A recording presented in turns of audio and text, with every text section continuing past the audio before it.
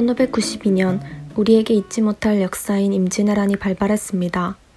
도요토미 정권이 조선을 침략하면서 시작되어 1598년까지 이어진 전쟁은 많은 인명피해와 우리 문화재의 파괴, 약탈이라는 큰 피해를 낳았습니다. 당시의 참상을 곁에서 보아온 저자가 후대의 사람들이 당시를 기억해 같은 고난을 겪지 않게 하기 위해 붓을 들었습니다. 오늘 소개해드릴 책 조선의 문신 류성룡이 집필한 임진왜란 7년간의 수기, 징비록입니다. 책의 저자인 류성룡은 1542년 11월 17일에 태어난 조선 중기의 문신, 학자, 의학자, 저술가로 선조 통치 시기에 고위직인 영의정을 맡았고 현대에는 조선의 5대 명재상으로 꼽히기도 합니다. 동양 출신의 절친 이순신의 후견인 역할을 하였고 그가 전라자 수사로 임명되도록 청거하여 외란 때 열세였던 조선이 역전할 수 있도록 한 공이 있다고 평가받기도 하죠.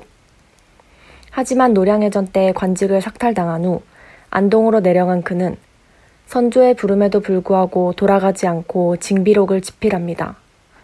이렇게 쓰여진 징비록은 현재 대한민국 국보 제132호로 지정되었죠.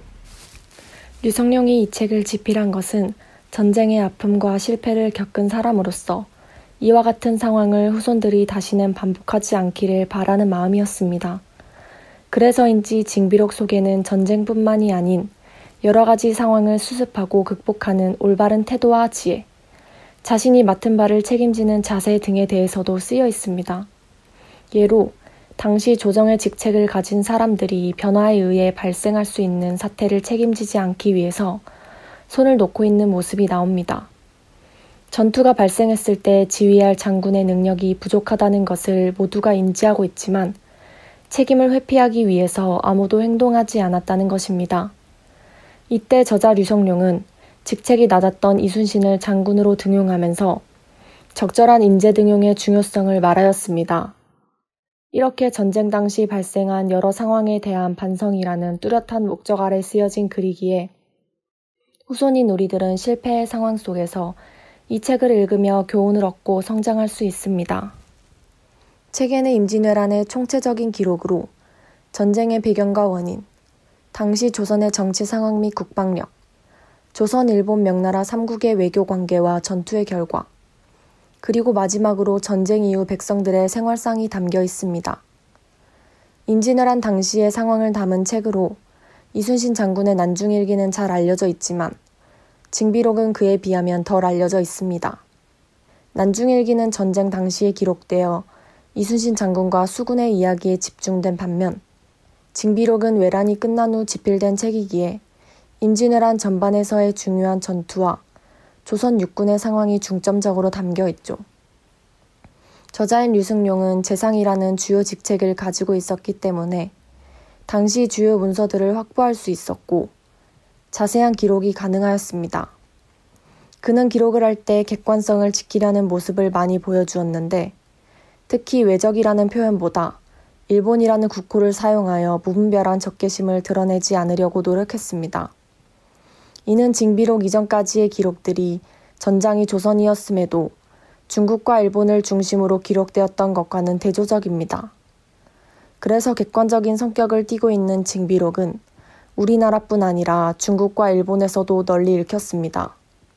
그렇기에 일본에서도 중국과 한국에 관련된 기록에서 징비록이 인용되기도 했다고 해요.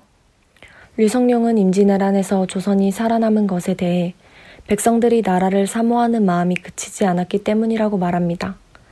그도 그럴 것이 당시 조정이 일본의 침략을 미리 간파하고 대비할 수 있었음에도 초기 대처가 미흡하여 한양, 개성, 평양의 주요 도성을 지키지 못했고 게다가 선조는 홀로 의주로 피난을 갔었으니까요.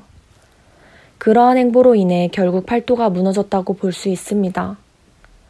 실제로 당시 그 사실을 뒤늦게 접한 백성들의 조정을 향한 분노는 컸지만 백성들이 자신의 나라를 지키겠다는 마음 하나로 힘을 합쳤기에 끝까지 살아남아 우리의 것을 지킬 수 있었습니다.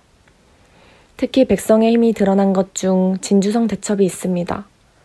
군과 민간인인 백성이 합심하여 다양한 방법들을 이용하여 성을 지켜냈는데 이는 임진왜란에서 처음으로 성을 지켜낸 전투로 백성들의 힘이 굉장히 큰 역할을 했습니다. 이후에도 백성들의 힘은 임진왜란에서 없어서는 안 되는 중요한 힘이었습니다. 류성룡은 임진왜란과 같은 실패를 반복하지 않기를 바라며 이 책을 집필했습니다. 하지만 이후에도 우리나라는 일본의 침략으로 시작되거나 알고 있었음에도 막지 않은 임진왜란과 비슷한 전쟁을 또다시 겪었습니다. 이처럼 과거의 실패를 단지 알고 있다고만 해서 이와 같은 실수를 반복하지 않는다는 보장은 없습니다. 하지만 이때 과거에 이미 실패를 이겨낸 방법을 기억한다면 현재의 역경을 보다 빠르고 효율적으로 극복할 수 있을 것입니다. 현재 전 세계가 코로나19로 인해서 고생하고 있습니다. 이 사태 속에서 가장 중요한 것은 국민들이 힘을 합치고 서로를 믿고 지지하는 것입니다. 임진왜란 때처럼 모두가 힘을 합치고 서로를 믿어서 함께 미래를 그려나가는 것이 어떨까요? 꼭 전쟁이 아니더라도 우리 모두의 문제, 또 각자의 삶의 문제의 해결책 또한 이 책 속에서 찾아나가면 어떨까요? 지금까지 책 먹는 거위가 물어다 준 세 번째 이야기, 류성룡 작가님의 징비록이었습니다.